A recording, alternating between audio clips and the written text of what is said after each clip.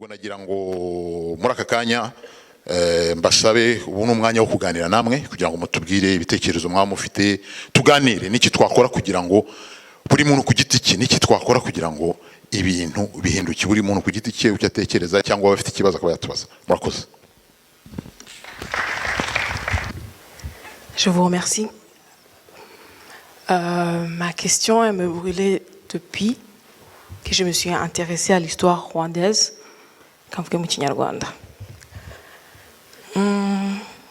Ikibazo dukunda kugira ni ikibazo cyo kutamenya.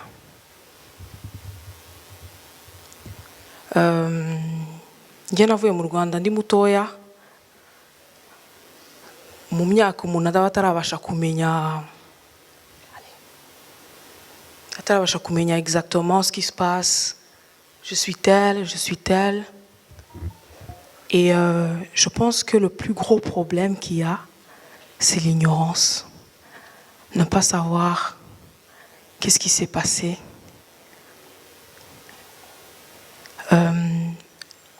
C'est pas vraiment une question, c'est quelque chose que je demanderais. Pourquoi les parents, les grandes personnes qui connaissent réellement l'histoire du Rwanda ne nous parlent pas clairement et honnêtement de ce qui se passe? Parce que peut-être que vous qui avez commencé cette campagne, vous avez une histoire vraiment palpable. Vous pouvez la raconter comme ça. Moi, je peux défendre toute bonne cause, mais il faut que j'ai quelque chose dans un paquet d'informations en disant voilà, moi je sais pourquoi je proteste. Je sais pourquoi, parce que telle chose s'est passée, quelque chose s'est passé. Il n'y a pas un sentiment qui puisse me frustrer comme combattre pour une cause que je ne connais pas très bien.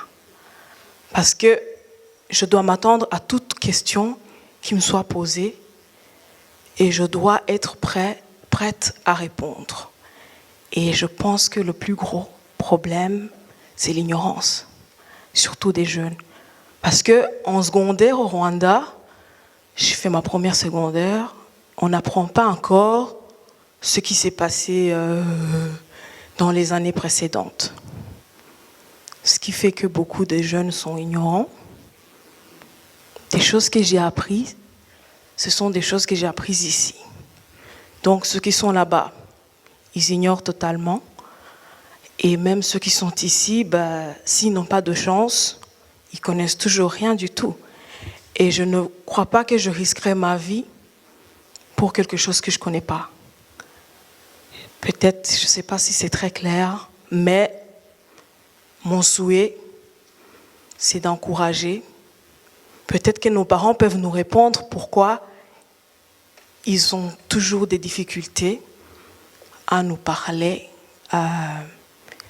de l'histoire du passé, clairement, sans hésitation, pour qu'on puisse comprendre vraiment les choses comme elles sont. Comme ça, on sait qu'on est en train de protester pour une cause dont on connaît très très bien. C'est ça, c'est pas vraiment une question, mais je pense que nos parents peuvent nous en dire un peu plus. Merci. Ndagira ngo wenda muri make nsobanurira avuga ati ikibazo gihari nuko no kutamenya histoire yacu ibyagiye biba. Ati niyo mpamvu ngewe nshobora gushyigikira igikorwa icyo ari cyo cyose cyiza giharanira ibintu byiza, atari ko ntabwo nshobora kugikora ntazi ibyabaye. Ndumva ari uko, sibyo bavuze.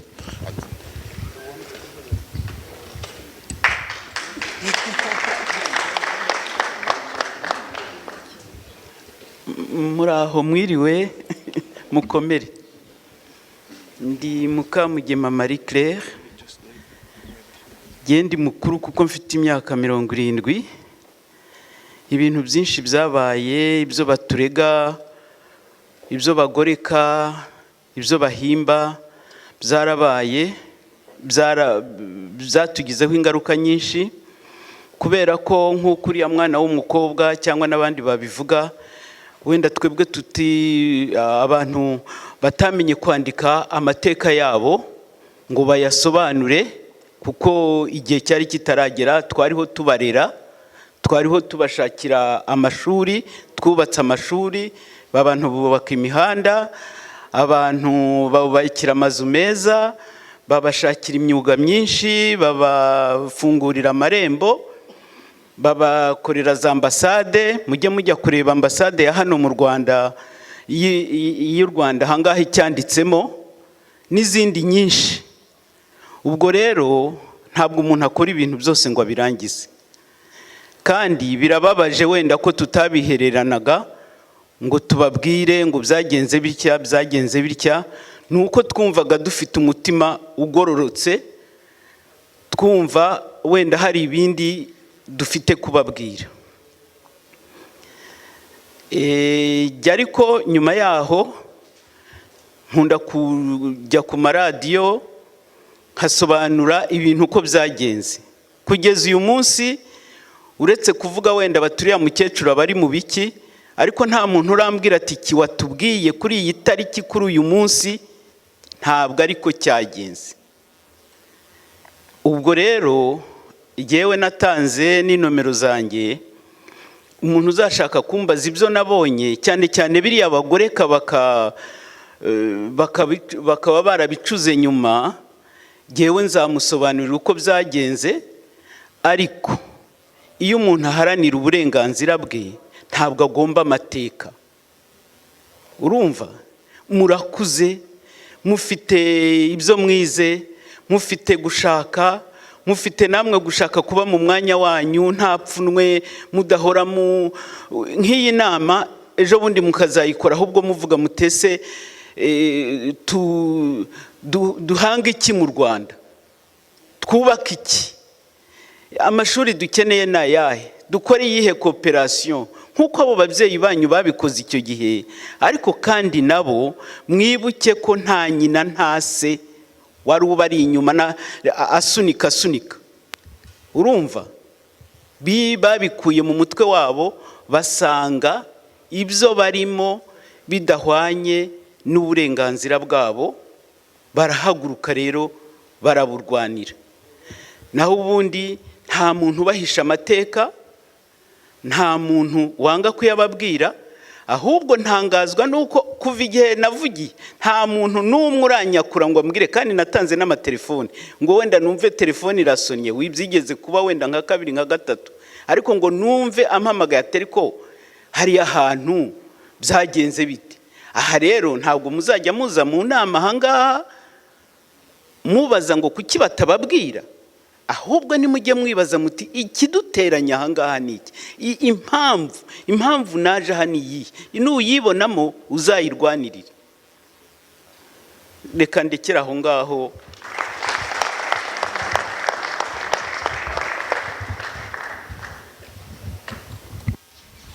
Murakoze. Nitwa Niyibizi Michel.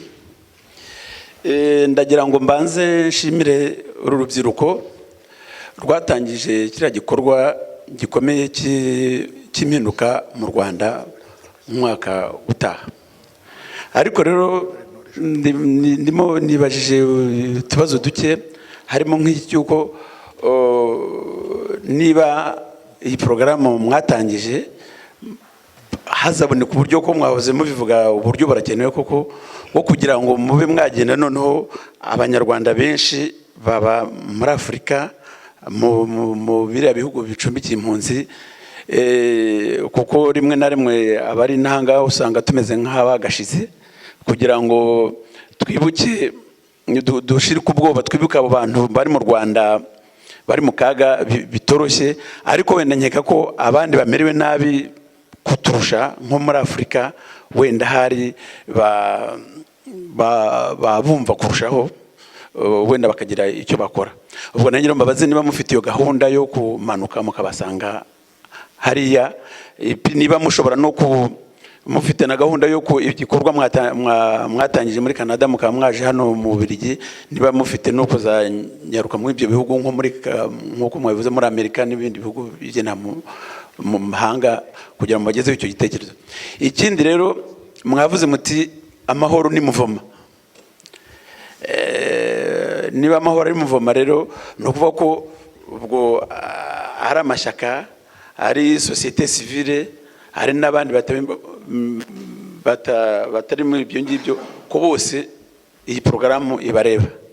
Ese hari uburyo muteganya ko ari société civile ayo mashyaka mwenda mwafatanya mw'iyi gahunda y'impinduka mu Rwanda? Murakoze. Murakoze cyane. Reka ngerageze nsubize ikibazo mwabajije. Mfite mugenzi wanjye hano ujya ukunda kuvuga ngo this is a train, ni gari ya moshi, and the first stop yari Montreal, nuko hari stop hano i Buruseli, ariko rero stop ya nyuma ni mu Rwanda. Iyo ngiyo niyo nshingano dufite, ni ukuvuga yuko twebwe turi hano ubu twahagurutse, kandi duhagurutse muri situation itumereye neza. Ubu ngubu tumeze neza kurusha izindi mpunzi zose cyangwa diaspora yose y'abanyarwanda. Hari abanyarwanda bakiri impunzi barimo kugenda nta n'ibiryo bafite, nta hope bafite, n'imyenda yo kwambara ntayo bafite. Iyi kampanye n'ibyo dukora twese, icyo ngewe n'abagenzi banjye dutekereza nuko ahubwo abo niyo yabaha hope. You are lucky. It is by the grace of God that you are here. Hari abandi bakiri mu mashyamba, hari abandi bari mu Rwanda babyuka bazi yuko bagomba kugenda umutwe uri hasi, bavuze icyo bavuga kugira ngo challenging guverinoma, bashobora kurara muri prison cyangwa n'ibindi bibi kurusha ibyo ngibyo. Ntabwo tushobora kwibagirwa abo ngabo, kandi iyi kampanye nibyo irimo kugira ngo bari babone ko hari abandi bari hanze batabibagiwe. Nubwo hari izindi activities zagiye zikomera, ariko dutekereza ko tufashe abajene, dufashe abanyarwanda, abapolitisiye, tutavuze ngo muze dukore organisation, ariko twese dukore kampanye hamwe, ibintu turimo kubiganya hamwe, noneho byafasha n'abari abandi. Ariko full stop iri mu Rwanda. Aho ngaho abanyarwanda ababyumva, abarimo kubyumva kuri za YouTube babyumve ko full stop iri mu Rwanda. Ubwo rero iyo impamvu navuze yuko sinzi nimba hari abantu bari kunekera Bwana Kagame bari hano, ni ukugira ngo abari hano babyumve. Ntabwo turimo gukina umukino wo gukora kampanye hanze tuvuga ko ntabwo bizajya mu Rwanda. Full stop iri mu Rwanda, ariko hari it is systematic, ku buryo abari mu Rwanda bumva yuko babandi bashyize amabuye ku muhanda, babandi ejo bundi bagejeje kwigaragambya, bumve yuko ibyo barimo gukora hari na babandi bari hanze barimo kubatekereza, tukareba ibintu practical twabafashamo. Hari abanyarwanda ngewe mvugana nabo bari mu Rwanda bavuga ngo twebwe turarambiwe iyi system, turambiwe gukomeza tugenda dushyize imitwe hasi, tutazi uburyo ibintu bizakomeza kandi ntacyo dushobora kuvuga. Nkababwira ngo none se change izaturuka he? Izaturuka kuri mwebwe? Bakavuga ngo yes, izaturuka kuri twebwe. Ariko se ngewe nzajye kwigaragambya nuko ejo banyirukane ku kazi, abana banjye babirukane mu mashuri? Hari abantu nzi ubu ngubu bagize ikintu bavuga bakirukana mu mashuri, abanyeshuri bakavuga ngo ngewe ubu ngubu mpagarare mvuga ikintu muri university mbona ibaruwa inyirukanye kubera yuko na challenging the guverinoma. Twebwe hano hanze twatangira kampanye kugira ngo bumve yuko bahagaze, bakavuga icyo bavuga. Yega ari no muri ya matorero yabo kubaza akabazo president adakunda cyangwa ministre kanaka adakunda, babirukanye mu ishuri bakamenya yuko hari amadolari 50 buri kwezi azajya ajya mu Rwanda kumufasha. Ibyo nibyo abanyarwanda bari mu Rwanda barimo kureba icyo twabafashamo. Abavuga ngo abana bacu bazirikwana mu mashuri, akaba yumva yuko hari agafashanyo kazava hanze muri systeme iri organize ya kampanye izabafasha. Aho ngaho ndababwiza ukuri, nimba bazi ko turi kumwe nabo, atari amagambo gusa, atari ukwerekana gusa, yuko bajya mu mihanda bakigaragambya, kandi wasanga na bamwe muri twebwe twagenda tukabasangayo. Murakoze. Urakoze Peter. Hari umuntu hano wari watse ijambo, ushobora kwibwira abantu twumva hanyuma ukabaza ikibazo cyawe. Murakoze.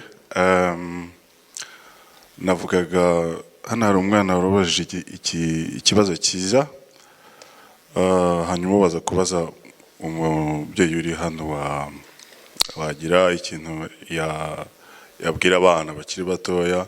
Ntabwo nkuze cyane ariko muri icyo gihe nari mu Rwanda ibyahabaga narabibonaga, n'ibyabanje imbere gatoya narabibonaga.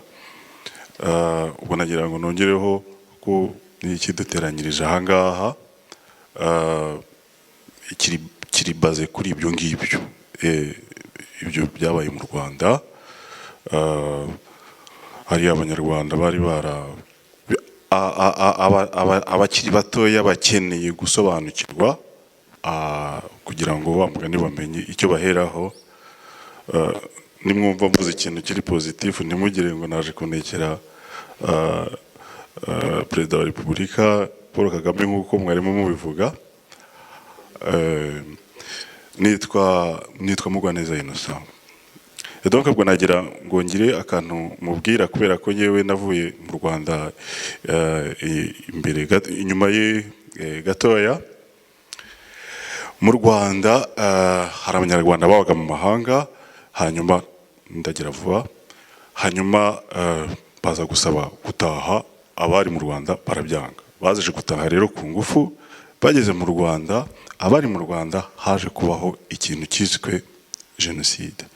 Donc baje kunyuranwa, bamwe binjira abandi basohoka. U Rwanda rwari rwarahasigayemo ikintu bita ubusa, byari vide. U Rwanda rwari rwarasenyutse kuva ku mazu kugera ku matungo n'abantu bari barutuye.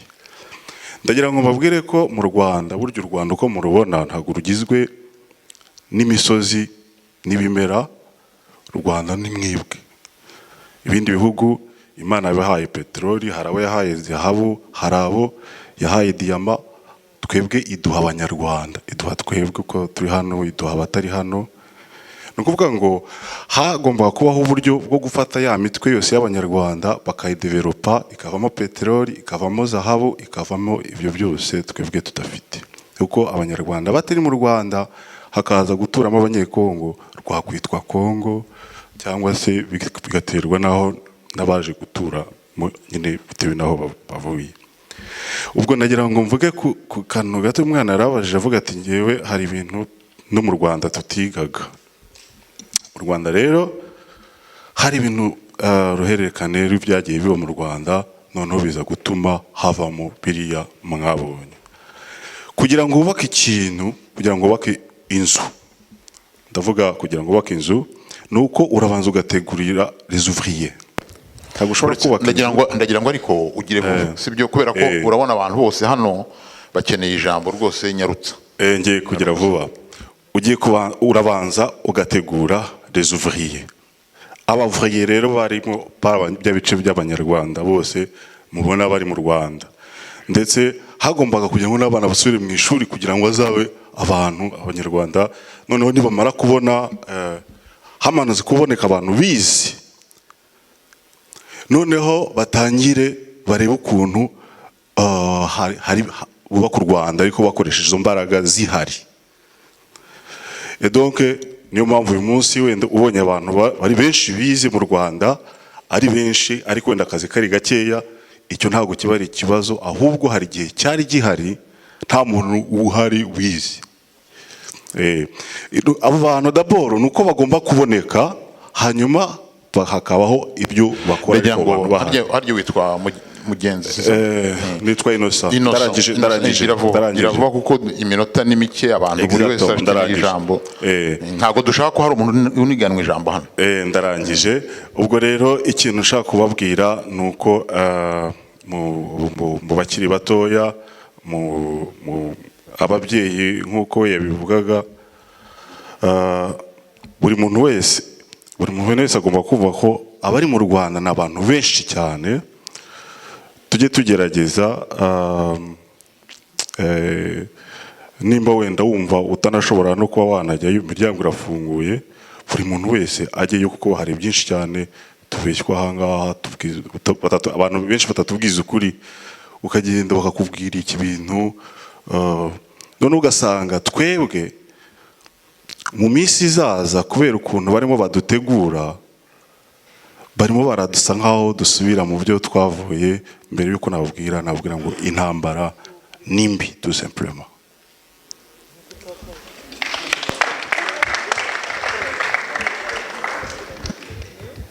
Ndumva nanjye nahera kuri icyo cyane muvuze, intambara nimbi nibyo. Wenda icyo nasubiza kuri ibyo bintu uvuze nibyo koko u Rwanda icyo rwahawe n'abaturage. U Rwanda rufite abaturage benshi cyane kurusha donc kuri kilometero kare, kurusha n'ibindi bihugu byose, kurusha n'Ubushinwa bufite biliyoni. Donc niwo mutungo u Rwanda rufite. Mu minsi ishize nigeze kuvuga kuri radio ko u Rwanda rugomba guhagarikirwa imfashanyo kubera ubwicanyi nyine bw'ubwo bukungu baduhaye Kagame agenda yica. Nuko noneho umwe mu bantu bamwe baza nyine bari muri protocole ya Kagame yari muri Amerika n'iki, arantelefona arambwira ngo ariko se wowe ngo bira bintu uvuga ngo we ngo ntagukunda igihugu cyawe ngo kuvuga ngo bahagarika imfashanyo n'iki. Nababwira nti mbere yo gukunda igihugu, imisozi n'ibiyaga byinshi, ngewe nkunda abantu bagituyemo. Iyi gituma mbivuga ni ukubera ko nyine ari guhungabanya abantu bahari. Kuri icyo kintu rero wenda uvuga ko abantu batabwizanya ukuri cyangwa iki, ngewe nshobora kukubwira wenda ko nubwo wenda tuba tutari mu Rwanda, ntago umuntu agomba kujya mu Rwanda kugira ngo amenye ko umuntu bamuciye umutwe.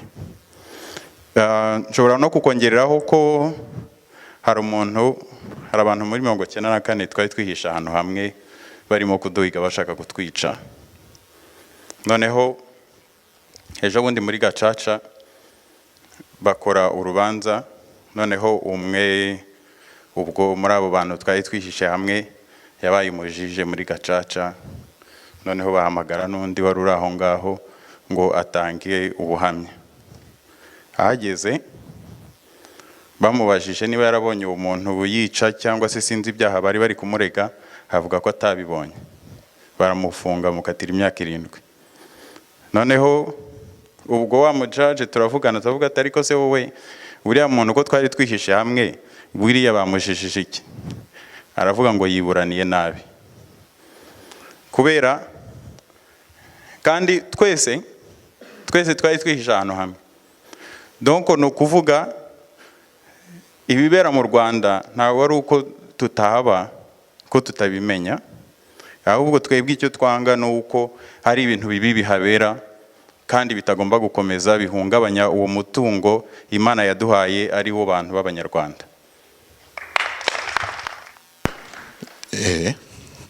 Utubwire uriwe hanyuma ubaze ikibazo cyawe. Nitwa Jambere Victor, mbinaha mu Bubiligi. Ikibazo mfite nuko mwavuze ati iriya ni kampanye yitwa ngo amahoro iwacu. Tuvuge ko amahoro iwacu tuzageraho. Nyuma yacyo y'ibyo ngibyo hazaba ikintu igiki mwateguye. Mwatanze example yo kuvuga ukuntu Gaddafi yavuye ku butegetsi, amaze kuva ku butegetsi. Eske yo murebye mubona abantu bo muri Libya babayeho neza kurusha nyuma ya Gaddafi cyangwa mbere ya Gaddafi? Simvuze ko mpinze ibyo muravuga, si nuko hari abantu benshi baza bakaduha za slogan nyinshi, nta plan bafite, nta actions. Ni iki kiri inyuma y'ayo mahoro iwacu?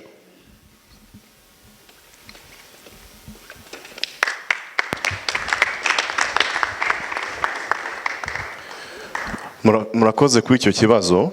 Ni iki kiri inyuma? Ikiri inyuma ni Abanyarwanda bazahitamwe ikiri inyuma. Ikiriho ubu ngubu nuko Abanyarwanda ntabwo bahisemwo ikirimo kuba ubu ngubu. Ibintu birimo kuba mu Rwanda ni military dictatorship. Abantu bangahe bafashe igihugu, kandi nkuko mugenzi wanjye bivuze ntago ari ngombwa ko tuba turi mu Rwanda kugira ngo tubimenye. Ngewe mba mu Bwongereza. Iyo mbonye umukuru w'igihugu aza kureba umupira mu Bwongereza inshuro zirenze kuri 10, nkamubona ari kuri stade, abandi bakavuga ngo nabyandika ngo ese mwamuretse umukuru w'igihugu kuki atagomba kugira amafaranga kugira ngo aze kureba umupira.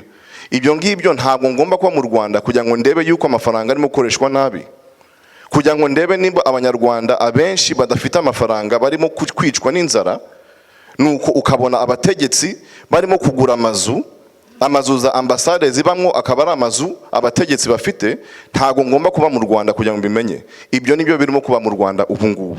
None se nyuma ya kampanya amahoro iwacu hazaba hari iki? Hazaba hari amahoro iwacu. Nicyo kizaba gihari. Ubu ngubu nta mahoro ari iwacu. Umuntu ashaka kumbaza none se ninde wakubwiye ko nta mahoro ari iwacu?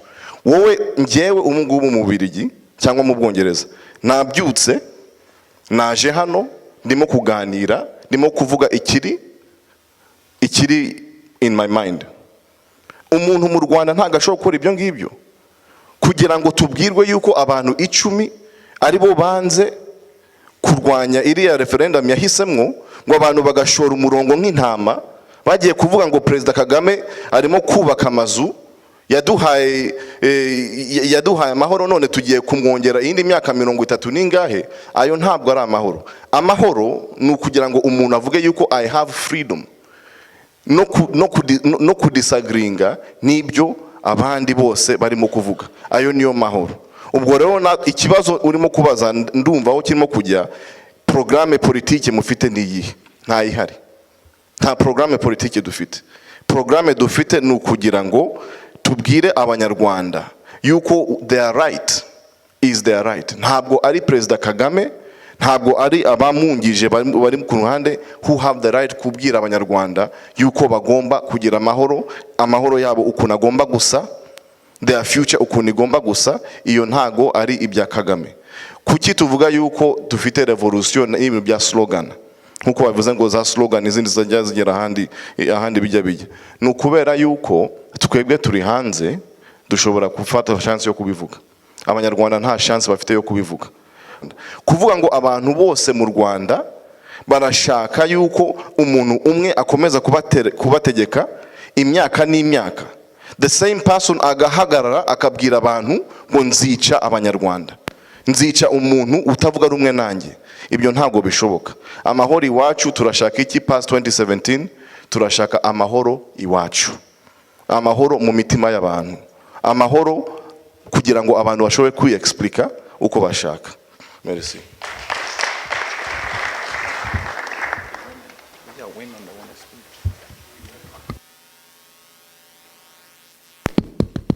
Okay. Njye nitwa Didier. Binshimishije cyane kuza kumva nyine gahunda mwari mufite ya 2017. Hari ibibazo bimwe ngiye mfite, ntabwo ngiye gutinda. Bireba ubajije kimwe gusa bya nta kibazo ngiye kubishira hamwe.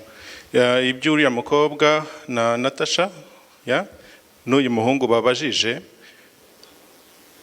icyambere cya Natasha nuko nta Kinyarwanda ashobora kuvuga nkuko nkivuga njyewe, kandi nanjye narakuriye inaha.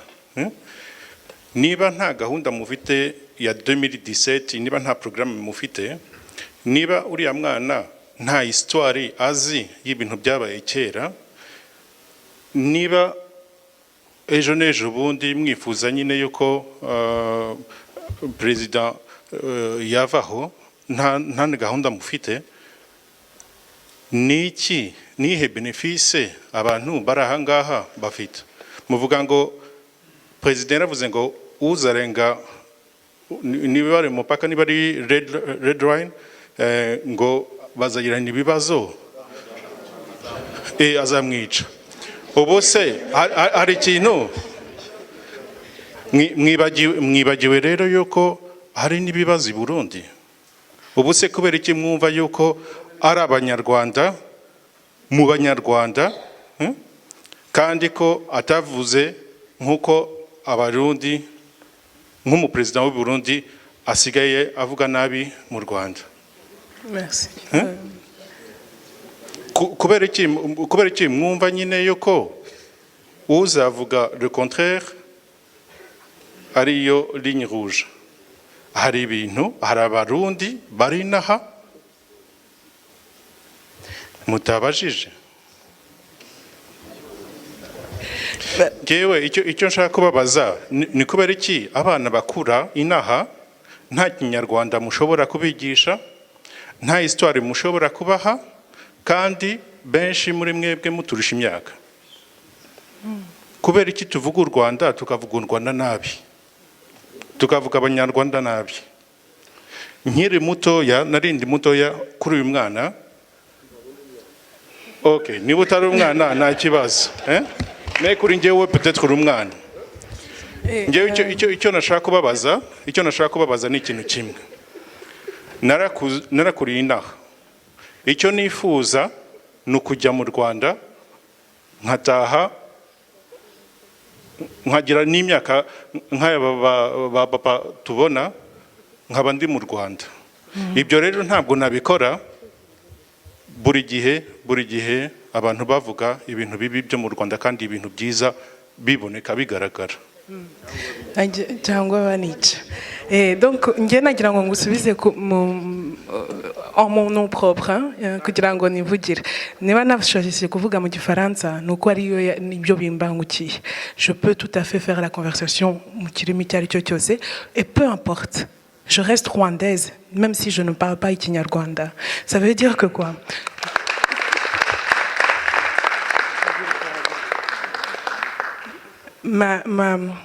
Mon intellect aujourd'hui, le fait de pouvoir remettre en question ibintu bibaye ntago ifite ibara, ntago biterwa n'ururimi mbivuzemo.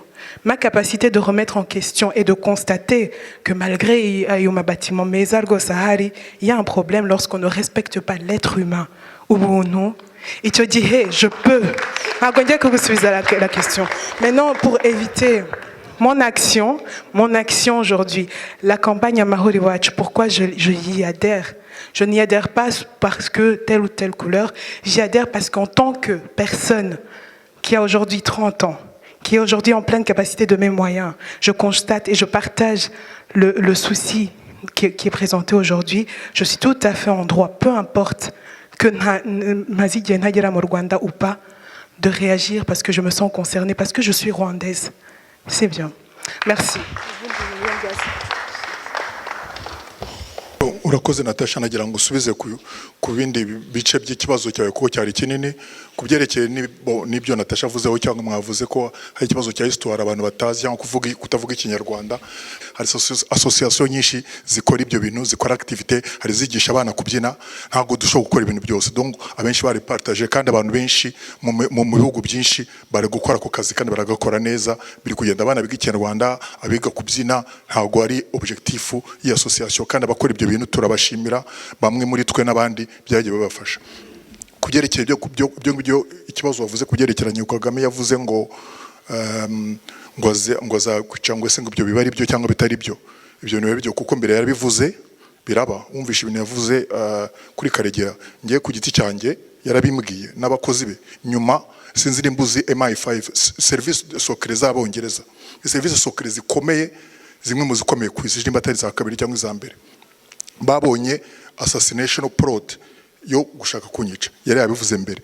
Nyuma abo ntabwo ari njye wabivumbuye, ntabwo nigeze njya kuri police, ntabwo ari undi nizo service zabibonye, nazo ziyama u Rwanda. Barangije banabaninga uriya wari service de renseignement Colonel Ndahiro, yari chef de service de renseignement icyo gihe. Baravuga ngo sitwebwe abereka preve, baberetse preve. Kagame asohoka mu nama Girisone aragenda atamukura atamuhindura. Bo ibyo ngiye no kuvuga ko turamuzi, turabimenyereye, binagomba ibiyavuga tugomba kubyitondera, yagiye abikora. Ubwo iyo ni experience personnelle, ntabwo uzabishaka uzabisome. Nitwa Mugenzi Rene, ntabwo ari ibintu nihimbiye, ntabwo ari njye wabivuze, nizo service ziri credible kandi zibizi. Ubwo rero nicyo gihe nagira ngo mbwire ko tubimenyere. Urakoze.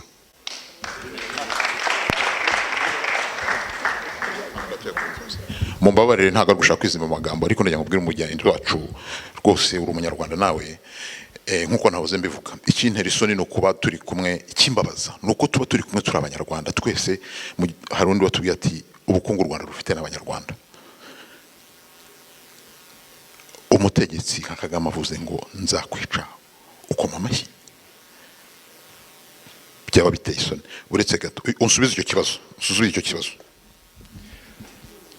Ngewe ndumva iyo video nigeze kuyibona. Yaravuze ngo yari muri convention center aravuga ngo uwaza agashaka gushira iyi convention center hasi naho tugejeje ibikorwa muri iki gihugu nanjye nabikora. Nimureke dukomeze ibiganiro.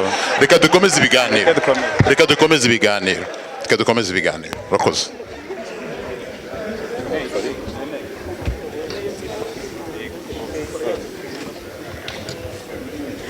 Murakoze. Ndagira ngo mbanze nshimire urubyiruko rwashyizeho iyi kampanye Amahoro Iwacu. Mu by'ukuri ikintu cya mbere gishimishije nuko twahuye turi Abanyarwanda dutandukanye. Tumenyereye ko Abanyarwanda aho bahuriye usanga hari ubwo habaye security, twabasanze hari batubwira bati mureke turebe amasake yanyu, ariko mu by'ukuri nta muntu wabujije kwinjira. Twahuye na bagenzi bacu bo muri ambasade, duhura n'abandi basanzwe hanze aha, kandi twicaye twese dutuje. Amahoro Iwacu rero mubanze mwiha amashyi d'abord.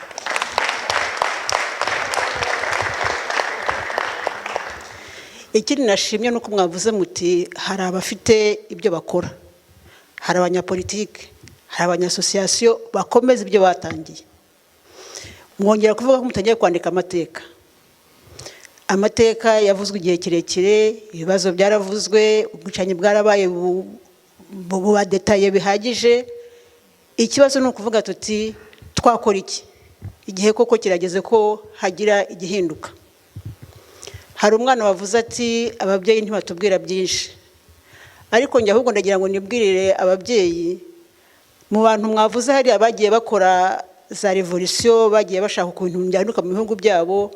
Mwerekanye abantu benshi kuri Nelson Mandela kugeza ba Mushayidi na ba Victoire Ingabire. Ingabire yaravuze ati umunyarwanda wese afata umwanya mu kibuga kugira ngo agire igihinduka mu Rwanda. Nk'abategarugori twakora iki? Nje nicyo nshaka kwibariza abategarugori. Mwatubwiye muti twakora iki? Gatebuko yavuze ati mbese mu by'ukuri umuntu wese akantu gato katuma hari igihinduka.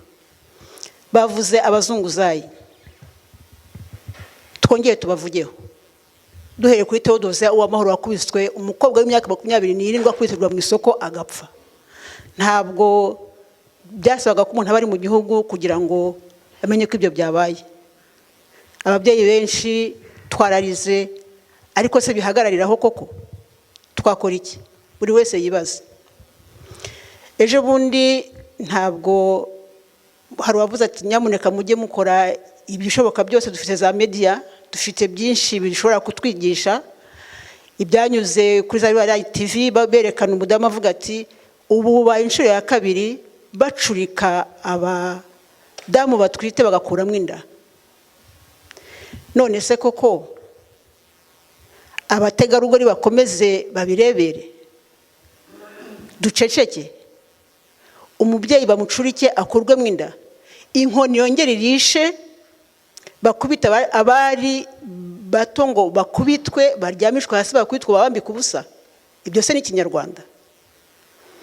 Ngewe rero ndagira ngo mbashimire, ariko nsaba n'abandi bantu bari mu bindi mu zindi association, mu mashyaka politique, nyaboneka bagire icyo bakora, kubera ko ibintu biteye agahinda, ibintu biteye isoni kubona aho umwari akubitwa. Bakavuga ngo wagiye kubagara ibishyimbo, gutegetse guhinga ibirayi cyangwa guhinga ingano, ryamukubitwe. Ibyo ntibibaho.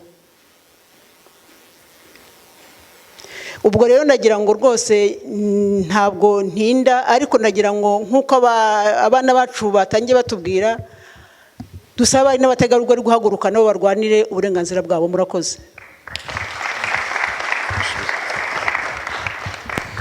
Murakoze cyane. Umubyeyi aratubwira, abaza abandi bategarugori n'iki bakora.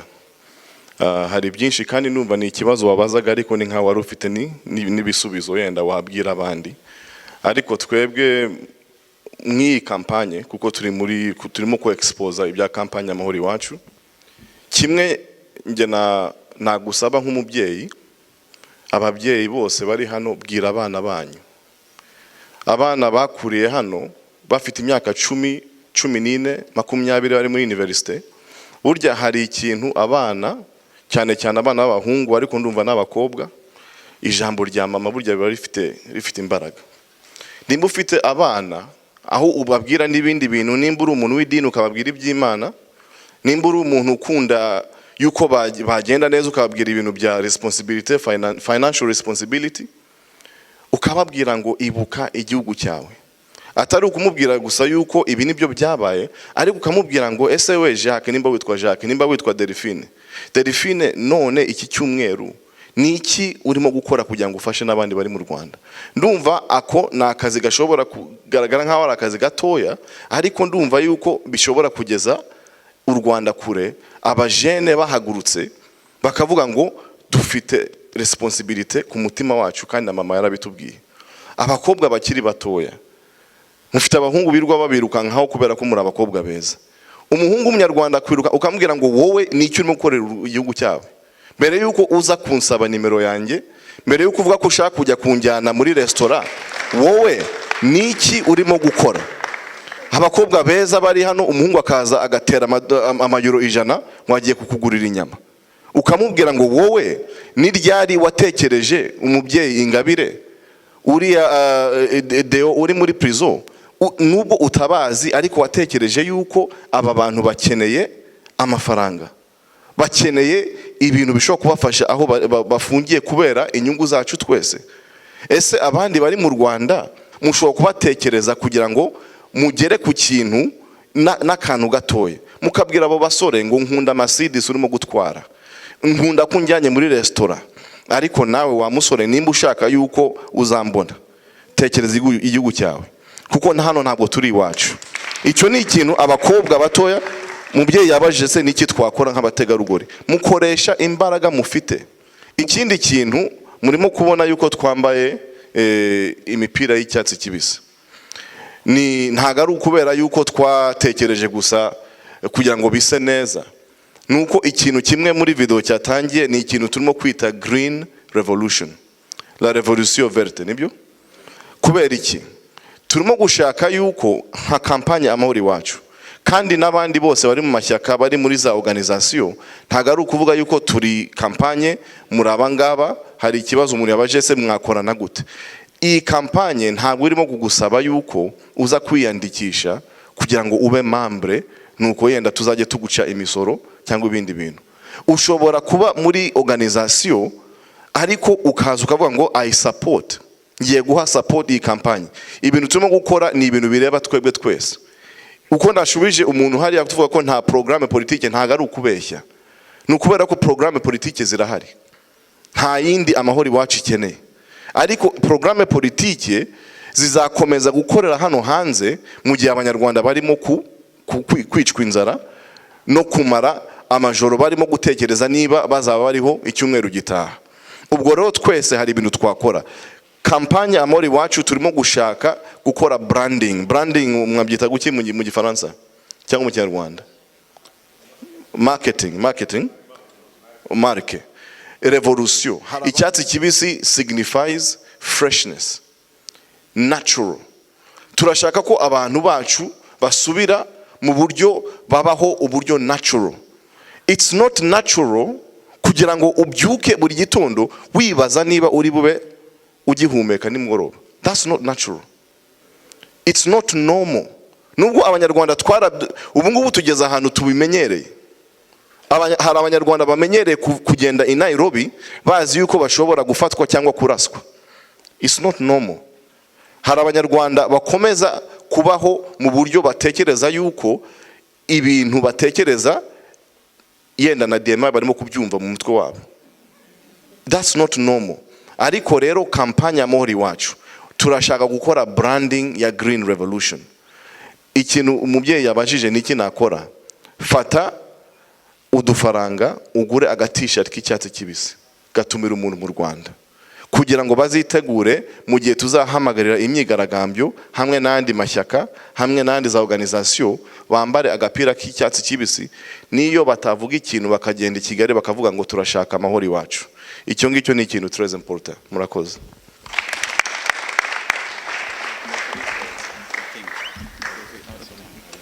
hari abantu bafite ibibazo, turagira ngo kubera ko amasaha ari kugenda mubarize ibibazo byanyu rimwe kandi mube short and sweet. Okay, tubwire izina ryawe hanyuma ukomeze. Murakoze. Je nitwa Sandrine Uwimbabazi, nkaba hano mu Bubiligi. Je vais être short nkuko mubivuze. Hari ibintu bitatu nashakaga kuvugaho, nta kibazo mfite, ni just comment about ibyo mwavuze aba speakers, mwavuze kubyerekeye about governance, ubuyobozi cyangwa ubutegetsi bubi, ukuri n'ubwoba. Jewe icyo navuga cyane cyane ndi adressa ku rubyiruko.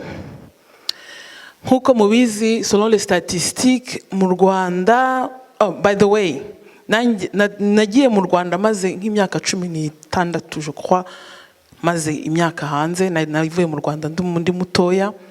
Donc ngewe nababwira wenda nka experience y'ibyo nabonye iyo mvuga mu kuri. Selon les statistiques mu Rwanda, 2/3 de la population n'urubyiruko. Mwana bisoma mukabibona hose. Muri urwo rubyiruko, iyo muvuga mu butegetsi cyangwa mu buyobozi, harimo abayobozi. Mwavuze Perezida Kagame, Iradisa, Irafesa, ariko afite abo bakorana.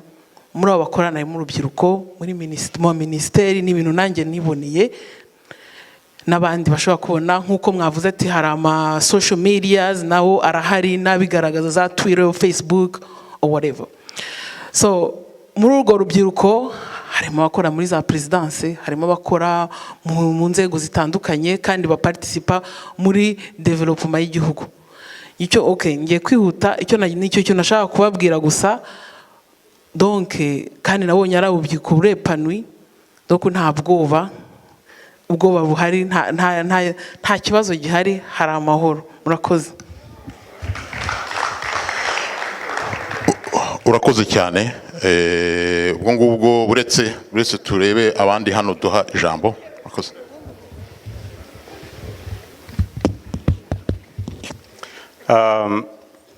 Mbanje kubasuhuza, nitwa Seburanga Jean Leonard. Nishimiye ko iyi kampanye Amahoro Iwacu 2017 yateganyije iki gikorwa kandi ikaba irimo kuduha ijambo kugira ngo tugire icyo tuvuga ku gihugu cyacu. Ntizimye mu magambo, ndabanza kugira ngo ngaruke ku bantu bakomeje rwose gusubira ku kintu cyo kuvuga ngo uzazure mu Rwanda bimeze neza, hanyuma n'igihe bongeraho ngo uzagaruke hanyuma ubisobanure. Narashaka kubamenyesha yuko nari mu Rwanda kugeza umwaka ushize 2015, nari umwarimu muri kaminuza. Ibyo muvuga byiza ntabyo nabonye, kandi nari mu Rwanda kugeza muri uwo mwaka.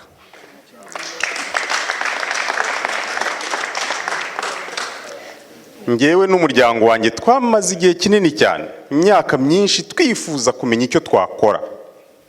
Twifuje kujya muri opposition mu Rwanda, tubona ntikora. Twabonaga ibintu bitagenda neza. Tubura icyo dukora. Nigisha muri kaminuza, umufasha wanjye yakoraga ikigo cy'ubushakashatsi, ntitwigeze twicwa n'inzara, ariko twaje kubona umuntu adatungwa n'ibiryo gusa. Umuntu aba umuntu iyo abasha kumva yisanzuye ari mu gihugu cyagenda tububa. Ninde wambwira impamvu nagomba kububa mu Rwanda navukiyemo? Kubera iki umwe yagenda yemye nge nkagenda nububa? Bavuze bati kuki umuntu yabyuka atekereza ko ejo bashobora kumwica, cyangwa ukabona abarimo bavuga bati abantu barimo baratemba mu kiyaga, ukaba utazi niba wabwirwa n'icyo urimo, ni uvuga uti ntizimye mu magambo. Rero njye n'umuryango wanjye icyo nicyo cyatumye dufata umwanzuro wo kuva muri kiriya gihugu, atari ibiryo twabuze, atari aho kuryama twabuze, ibyo umuntu asanzwe akeneye mu buzima tubifite, ariko ntitwariho imyaka yose. Ndatekereza ko atari twe twenyine, ndatekereza ko hari n'abandi benshi cyane. Ikibazo cyagarutsweho n'abantu bavuga bati umuntu yakora iki? Umuntu arabitekereza akabura icyo akora. Mu by'ukuri ubura icyo ukora, ntuganira n'umugore wawe, nturi buganire n'umukozi murimo gukorana umubwire uti bimeze gutya, urareba gusa ukumva ngo ihangane ugire vuba vuba. Ndarangije rwose munyihanganire. Bamwe wenda ibitekerezo nakakomeje gutanga muzajya mubibona, dufite urubuga rwitwa Muriho Blogspot. Abajya barusoma cyangwa se abatarabashije kurubona nabo bazarureba, ariko nicyo cyatuzanye pe. Hanyuma ngarutse rero kubashimira rwose Amahoro Iwacu mu Rwanda. Ni kampanye nziza, numvishe yo mu kwa gatanu, narayikunze muri Canada, ntabwo nabasha kugera muri Canada, ariko nta cyabashaga kwitambika mu mugambi wo kugira ngo uyu munsi kuri iyi samba ndaha nifatanyije namwe. Iyi gahunda irashoboka, igikenewe n'icyuko abantu bifuza amahoro mu Rwanda, bakifuza kuba mu gihugu cyabo batububa, bose bakaba abanyarwanda bagisangiye. Ngiryo ijambo ryanjye.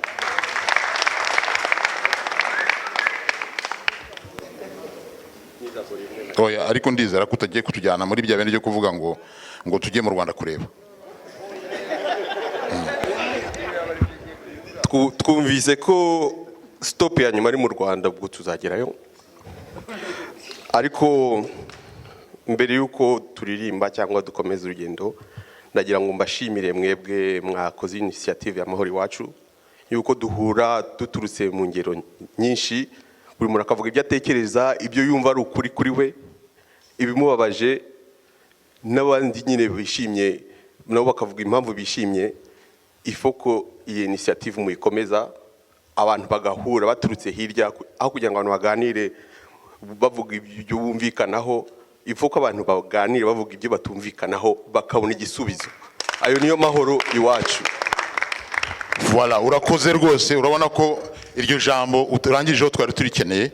Ubwo reka mbwire, nta bindi bibazo dufata ubu ngubu, turareka nkuko Claude yabivugaga, reka tera karirimbo, ariko kugira ngo birusheho kuryoha ndabasaba guhaguruka rwose mu mazu umwanya, tubanze tunafate ingufu mu maguru gatoya, hanyuma ako karirimbo turabaza ngo muri make mu Kinyarwanda kavuga ngo turi abantu, mwebwe mubibona gute? Murabyumva? Turi abantu, mwebwe mubibona gute? We are human. We are human. How about you? We are human. How about you? Dufatanye? We are human. How about you? We are human. How about you? We are human. How about you? We are human. How about you? We are human. How about you? We are human. How about you? We are human. How about you? Ni icyo kibazo tubaza. Iyo umuntu avuze ngo nzakwica abantu bagakoma amashyi, baba bumva umuntu uzapfa atari umuntu. None we are human. How about you? We are human. We are human. Mwege dukomeze urugendo, dukomeze tuganire. Ubwo mbere yuko turangira njya mubwire abantu twisegure ku bantu tutashoboye guha ijambo kugira ngo bazi ibibazo byabo. Dufite Twitter, bashobora kutwoherereza ibibazo kuri Twitter cyangwa se kuri